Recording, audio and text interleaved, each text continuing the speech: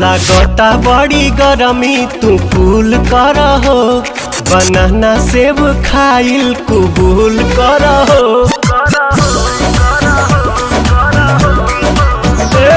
लागता बड़ी गरमी तू कूल कर हो, बनाना सेब खाइल कबूल कर हो। हट जानी सहटी जा तू सीना से भर जाता